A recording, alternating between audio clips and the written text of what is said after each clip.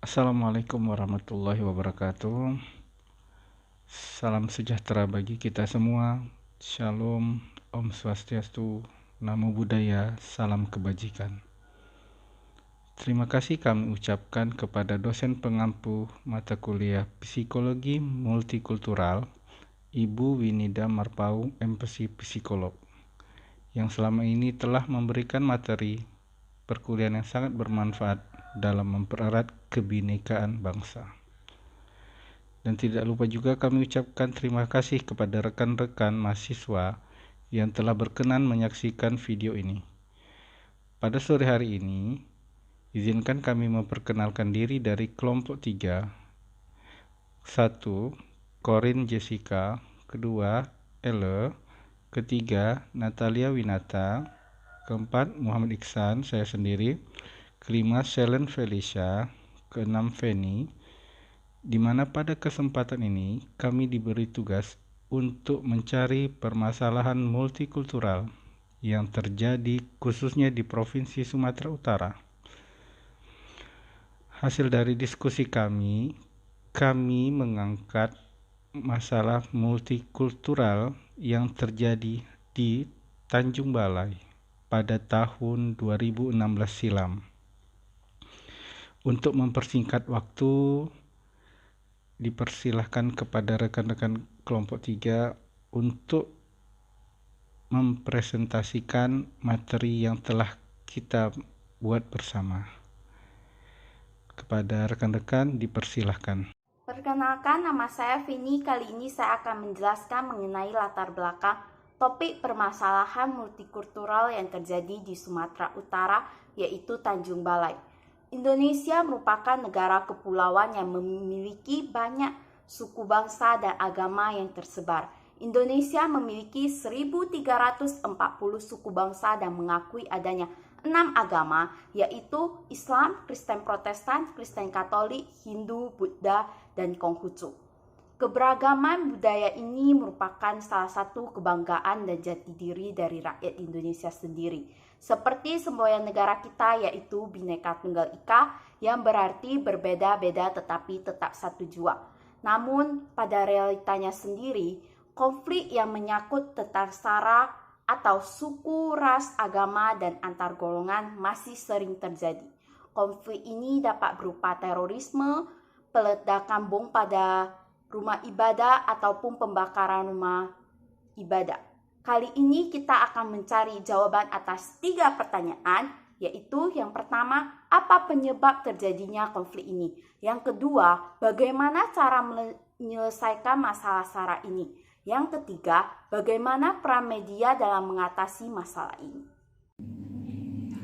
Baik, perkenalkan nama saya Sam Felicia. Kali ini saya akan melanjutkan pembahasan terkait kasus yang terjadi di Tanjung Balai, Sumatera Utara. Diketahui unggahan berita yang diunggah melalui situs kompasania.com pada tanggal 1 Agustus 2016 yang berjudul membedah akar masalah konflik yang terjadi di Tanjung Balai, Sumatera Utara. Saat itu masyarakat bagikan ilalang kering yang mudah terbakar maupun dibakar. Berawal dari seorang ibu keturunan etnik Tionghoa yang datang dan memprotes ke masjid terkait kumandang azan yang mengganggu. Kemudian hal itu malah justru diterima secara negatif oleh masyarakat muslim yang kemudian menyebabkan masyarakat muslim menjadi marah dan membakar sejumlah vihara serta kelenteng di Tanjung Balai, Sumatera Utara.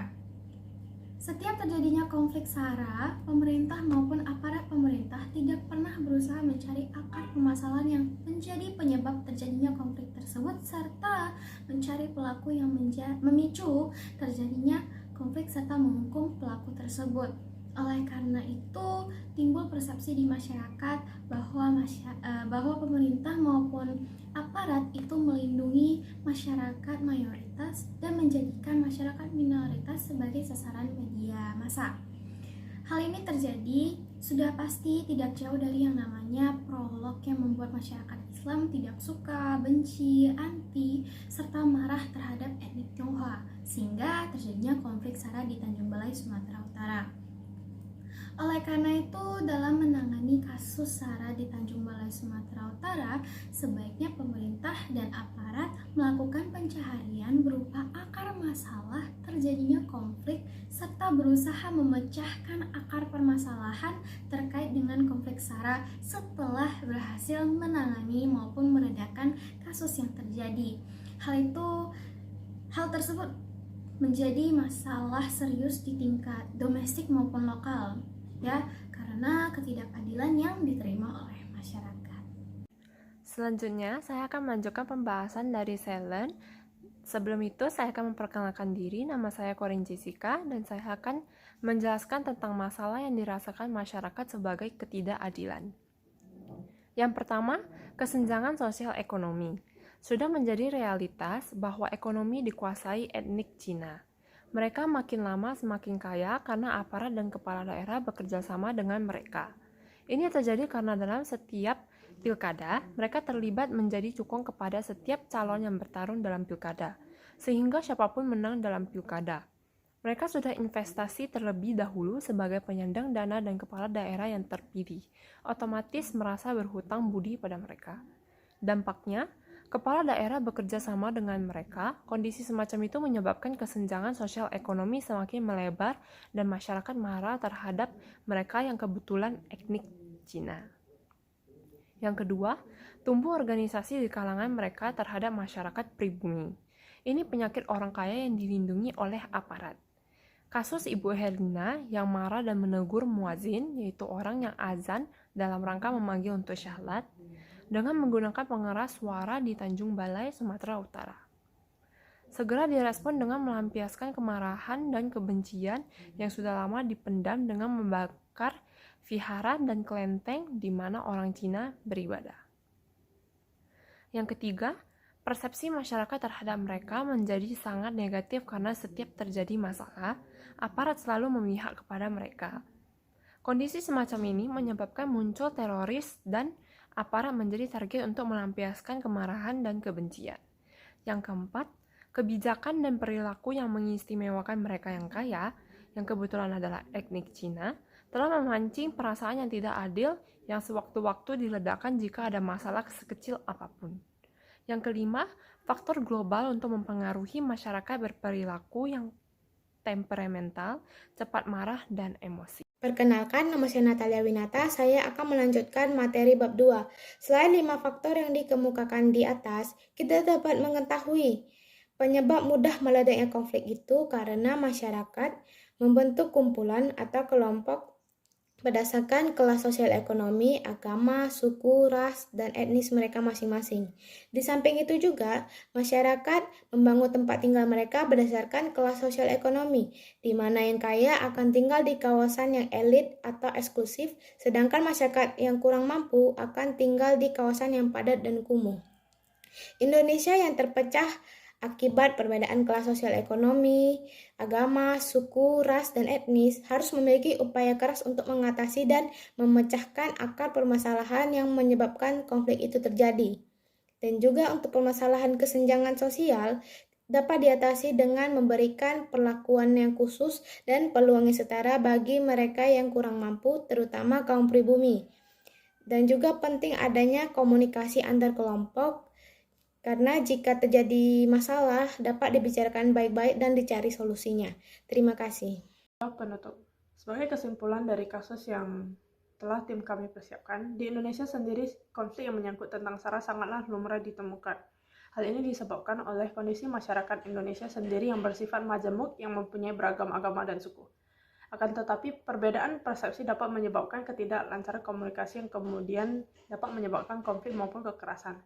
Konflik di Tanjung Balai ini merupakan salah satu konflik yang menyebabkan dan berlandaskan SARA, di mana ia menyebabkan kerusakan dan pembakaran rumah ibadah merupakan salah satu perbuatan yang sangatlah tidak benar.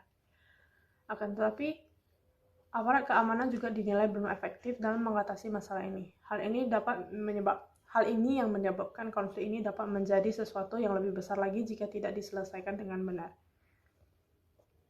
Ada pula saran.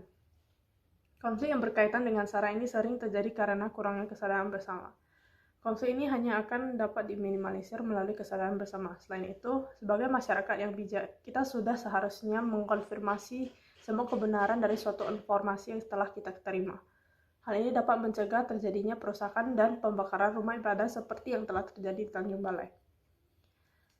Selain itu, baik aparat pemerintah dan pemerintah sendiri bekerja sama dengan masyarakat agar kejadian seperti ini tidak akan lagi terjadi kelak di masa yang akan datang. Kesadaran bersama merupakan kunci dari kesuksesan penanggulangan topik ini. Demikian hasil presentasi dari kami. Diharapkan kepada Ibu dosen serta rekan-rekan mahasiswa untuk memberikan pertanyaan, kritik maupun saran yang membangun demi tercapainya kesempurnaan daripada presentasi kami ini. Demikian yang dapat kami sajikan. Saya akhiri. Wabillahi taufik wal hidayah. Wassalamualaikum warahmatullahi wabarakatuh. Salam sejahtera bagi kita semua. Shalom, Om Swastiastu, Namo Buddhaya, salam kebajikan.